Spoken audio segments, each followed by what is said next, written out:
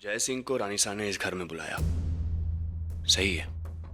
उन्हें इस घर में रखा, इज्जत दी, उनके वेलकम में किसी चीज की कमी नहीं होने दी, सही था। लेकिन नंदिनी के साथ ये रिश्ता, ये सही नहीं है। इतनी जल्दबाजी में फैसला लेना ये भी सही नहीं है। जब तक हमें पूरी तसल्ली ना हो जाए, हमें इस सगाई के बारे में सोचना भी नहीं चाहिए। हम आपकी सोच से वाकिफ है वीर। हमें भी लगता है कि सगाई और शादी जैसे गंभीर मामलों में जल्दबाजी करने की कोई जरूरत नहीं है। लेकिन राजमाता, प्रिंस जयसिंह कोई ऐरे गहरे लड़के तो नहीं हैं जो रिश्ता लेकर आए हैं। वो ग्वालियर के प्रिंस हैं, हम सब उन्हें जानते हैं। तो फिर ये जांच पड़ताल करने की क्या जरूरत है? और अगर सगाई बाद में करनी है तो फिर अब क्यों नहीं, जब दीदी को वापस बुलाने का इतना अच्छा मौका है हमारे पास। पर नंदिनी के लाइफ के साथ भी तो चांस नहीं ले सकते ना मासी साहब। जय सिंह को इस घर से निकाला गया था पापा। हाँ, ये बात सही है कि वो इस घर में वापस आ गए हैं, लेकिन उन्हें निकालने की ठोस वजह थी हमारे पास।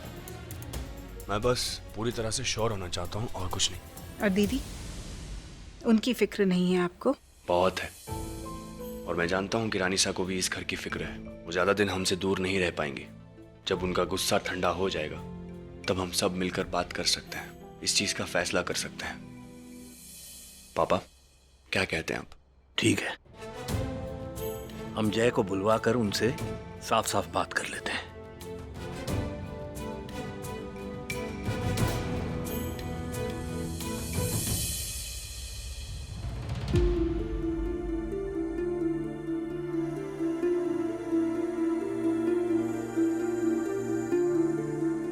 बस बहुत हुआ।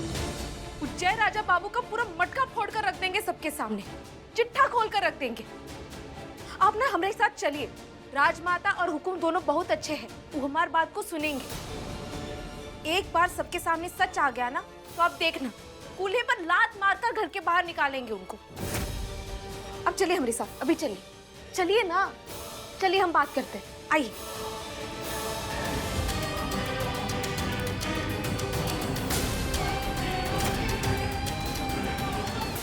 आपने हमें चप्पल मारी, हमने कुछ नहीं कहा। आपकी वजह से वीर ने सबके सामने बेल्ट से मारकर हमें घर से निकाल दिया, तब भी हमने कुछ नहीं कहा। और आज ये घटिया इल्जाम लगाया चंपा के साथ, पर फिर भी हम आपको कुछ नहीं कहेंगे। जानती है क्यों?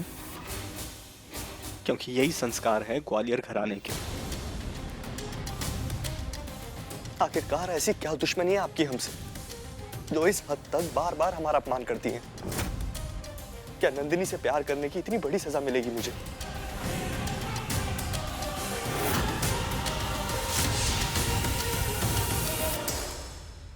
आज हमने अपने मम्मी पापा को यहां बुलाया है, सबको सरप्राइज देना चाहते थे। पूरे रीति रिवाज के साथ नंदिनी का हाथ मांगने वाले थे। इसकी हिम्मत कैसे हुई जय के ऊपर इतना घटिया इल्जाम लगाने की? हाँ, सोचा था इसी बहाने रानी साहब को भी घर ले आएंगे, लेकिन आपने सब खत्म कर दिया।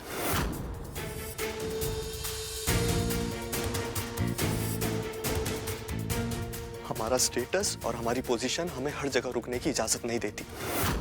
बहुत बड़े परिवार का भार है हमारे कंधों पर, लेकिन रानी साहब ने हमसे वादा किया था कि इस घर में हमारा सम्मान होगा। पर अफसोस, बदले में मिला तो सिर्फ अपमान।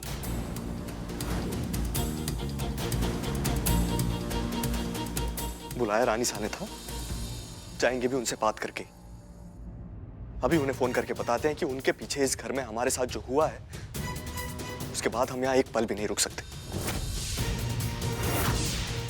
और वैसे भी आप सबको तो हम पर डाउट है ना, तभी तो सगाई के लिए समय मांग रहे हैं। प्रिंस, आप दीदी को फोन मत करिए, हम सब सॉर्ट करते हैं। कुछ बचा ही कहाँ है जो सॉर्ट होगा? हम रानी साहब से बात करके चले जाएंगे। रुकिए रुकिए जीजा साहब, आप प्लीज प्रिंस को समझाइए। दीदी को पता चल गया तो बहुत बड़ी मुसीबत खड़ी हो जाएगी। जय, जो हुआ उसे भूल जाइए। हम आपकी और नंदिनी की सगाई का मुहूर्त निकलवाते हैं।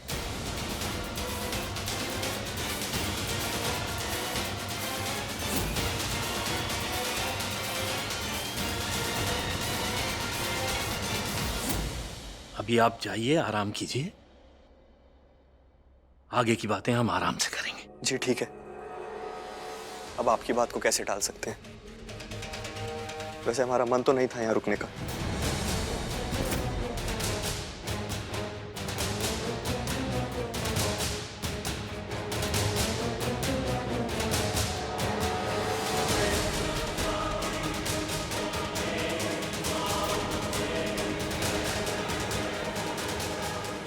मासा, आइए पंडित जी से मुहूर्त की बात कर लेते हैं। पापा लेकिन ये क्या हो रहा था? ये जयसिंह किस बेइज्जती के बारे में बोल रहा था? प्रो और भाभी साहब दोनों ही इसके खिलाफ हैं, तो जरूर कोई बड़ी बात है। नंदिनी से पता करता हूँ।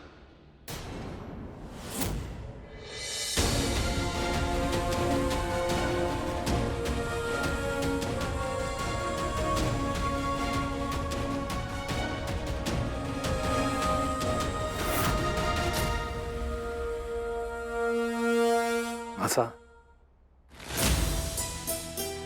राजेश्वरी से इतनी बड़ी बात छुपाना ठीक नहीं रहेगा। हम उन्हें सगाई की खबर दे देते हैं। और आज जो घर में हुआ वो जो हुआ वो यहीं के यहीं दब जाए तो बेहतर है।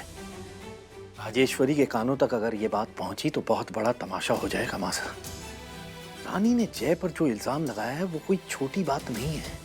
इस वक्त हालात बहुत सेंसिटिव।